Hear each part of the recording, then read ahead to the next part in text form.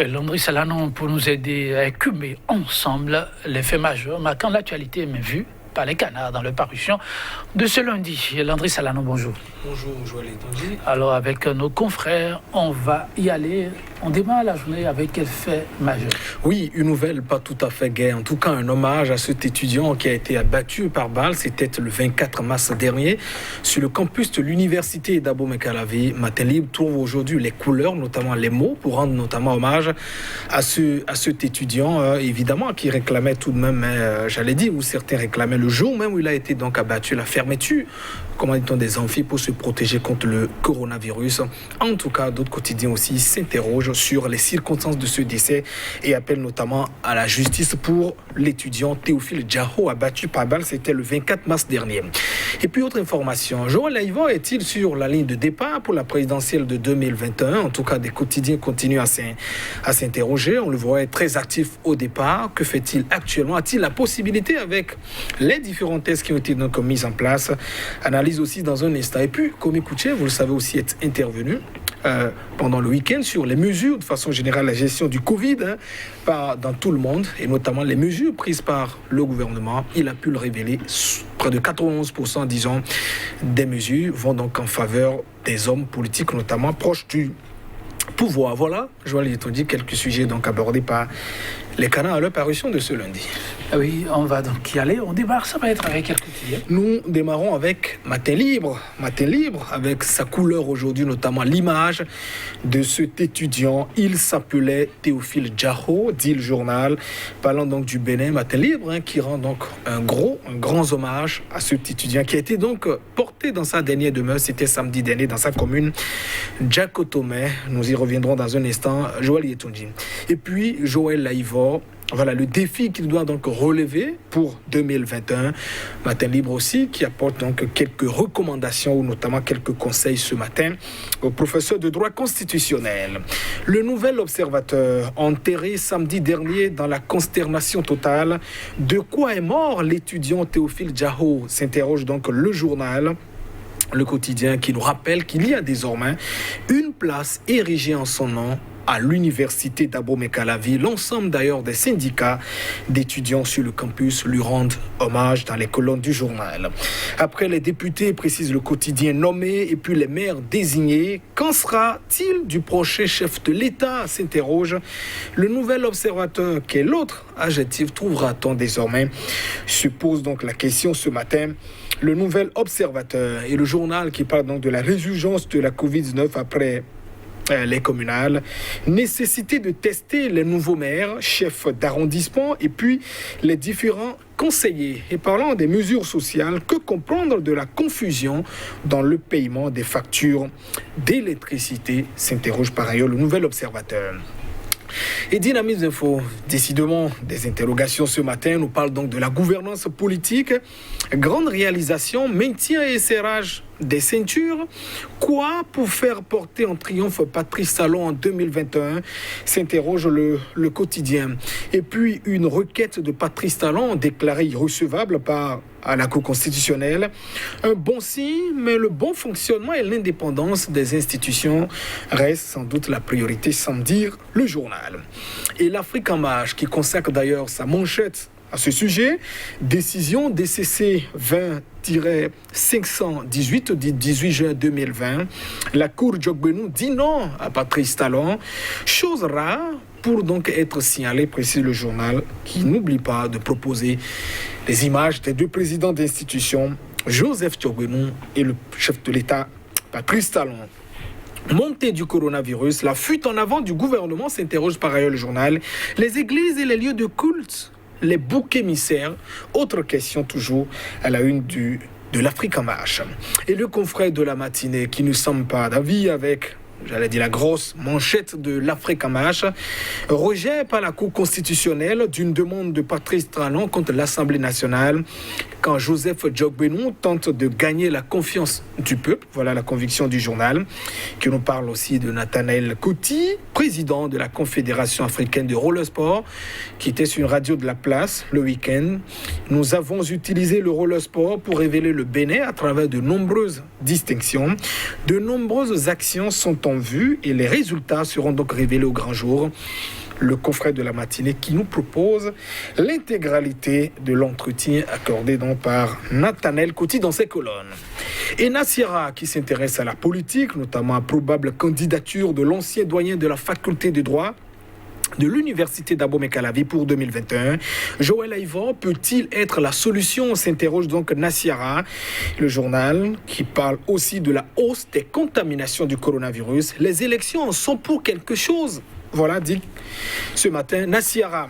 Et le Canard du Nord qui s'intéresse toujours à la présidentielle de 2021. Joël Aïvor sur la ligne de départ, s'interroge donc le journal, le quotidien qui consacre évidemment un dossier à différentes actions de l'ancien doyen de la faculté de droit et de sciences politiques de l'université d'Abomey-Calavi. Actu Express s'intéresse à cet avis de Kwame Kouché, lui qui vit donc en exil.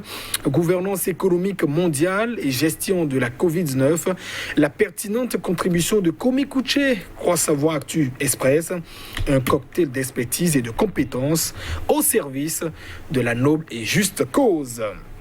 Et puis, le télégramme avec lequel nous bouclons d'ailleurs, rectificatif au sujet de la piraterie maritime au port autonome de Cotonou.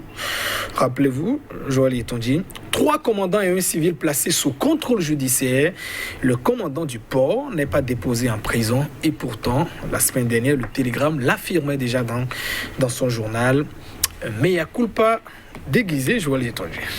Merci à vous, Landry Salanon. On va démarrer avec Matin Libre, une jeunesse en difficulté. C'est un peuple balbutiant, dira l'autre. Matin Libre qui a accordé toute sa une au jeune Djahou. Oui, il s'appelait Théophile Djahou, dit le journal, qui consacre d'ailleurs sa une, notamment à beaucoup de colonnes, un gros dossier, disons, à cet étudiant qui est en première année de géographie, abattu par balle, c'est clair. Sur le campus de l'université d'Abomey-Calavi, c'était le 24 mars dernier. Souvenez-vous, au début de la pandémie, les associations, notamment l'UNEB, avaient donc demandé, appelé, invité les autorités à la fermeture, disons, à arrêter les cours pour protéger les différents étudiants. L'UNEB qui est évidemment une association pour défendre également les droits des étudiants sur le campus, a donc appelé à la fermeture, comme on dit, disons, des classes. Les autorités n'avaient donc pas obtempéré. Et puis le 24, notamment le mardi 24, ils sont alors descendus pour renvoyer les étudiants donc, des différents amphis. Alors, les forces de l'ordre, la police républicaine avaient été dépêchées sur le terrain et, en tout cas, une thèse soutenue par la plupart des étudiants, c'est que Théophile Djahou ne faisait pas partie des manifestants. Il a reçu une balle dans le dos, il ne faisait pas partie des manifestants. Thèse soutenue de façon constante par les responsables d'étudiants, et notamment tous ceux que les quotidiens ont donc interrogés. Alors, un jeune homme quand même qui perd la vie, alors qu'il est parti étudier sur ce campus, on se pose 2 questions.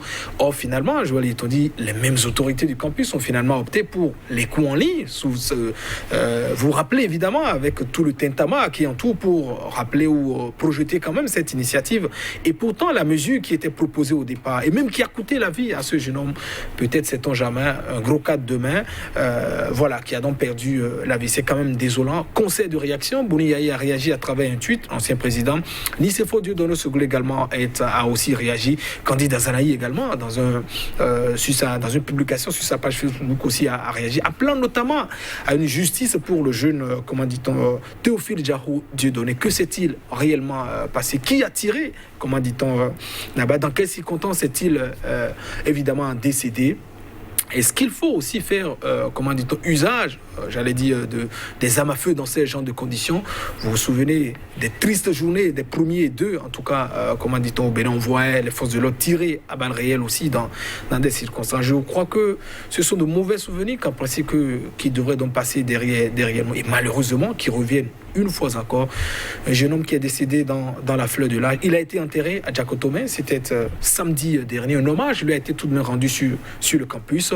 Et puis une place lui est aussi désormais consacrée sur ce campus, place Théophile Djahou, sans doute pour se souvenir d'eux. Mais malheureusement, ça ne restera donc qu'à ces gens de niveau. Que retenir de tous ces parents qui sont dans la douleur, sans doute du papa, de la maman, également des parents, ou j'allais dire, de ce qu'ils pourraient apporter à la communauté. Voilà, les êtres humains ne sont pas, comme on le dit, des mouches. Et il faut quand même appeler aussi les forces de l'ordre un peu à beaucoup plus de retenue et ne pas tirer sur les semblables, leurs compatriotes. C'est vraiment désolant et c'est véritablement la voix vraiment lourde et content donc d'aborder ce sujet. Chaque fois qu'une âme tombe, c'est vraiment difficile, je voyais Tangier. Très difficile, surtout qu'on n'arrive pas à récupérer. Alors, il nous reste 1 minute, on va y aller avec Dynamisme Info. Oui, Dynamisme Info qui s'intéresse tout de même à 2021. Qu'est-ce qui pourra faire porter Patrice Talon en triomphe, le chef de l'État qui a même, il a dit, je souhaite être porté en triomphe, le journal qui rappelle quand même la gouvernance politique. Et s'il s'agira des grandes réalisations, est-ce qu'il s'agira du maintien, du serrage des ceintures, finalement, qu'est-ce qui portera Patrice Talon en triomphe? Le gouvernement qui reste convaincu, en tout cas, quand on suit le chef de l'État, que ces réformes, on sentira les bénéfices d'ici là, c'est peut-être des douleurs d'enfantement pour le moment, et que, évidemment, voilà, on pensera à tout. Alors le journal s'interroge, qu'est-ce qui pourrait davantage porter le chef de l'État en triomphe? D'abord, ce sont les Béninois. Ce sont les Béninois se fondant, évidemment, sur les réalisations du chef de l'État, notamment la méthode de compter va beaucoup compter, en tout cas dans l'appréciation. Et notamment, ce qu'on exige, il s'agit quand même d'ouvrir ces élections, parce que vous savez, tout l'arsenal qui est mis en place ne rassure pas du tout, disons, des jeux démocratiques qui peuvent donc être ouverts. Et on continue toujours de le rappeler. On ne veut plus revivre les mêmes situations et la nature des élections n'est toujours, comment dit-on, pas la même. On dit souvent que l'essentiel n'est pas de parvenir au sommet, c'est d'y rester. Et quand on est donc en démocratie, il faut toujours penser à rester en suivant, disons, les préceptes, notamment les règles que soi-même s'est fixé. Mais depuis 2016, toutes ces règles sont donc désamorcées et c'est véritablement dommage, je vois étranger. Merci Landry Salano. Mesdames, Messieurs, on va s'en arrêter là, mais on se retrouvera demain sans faute.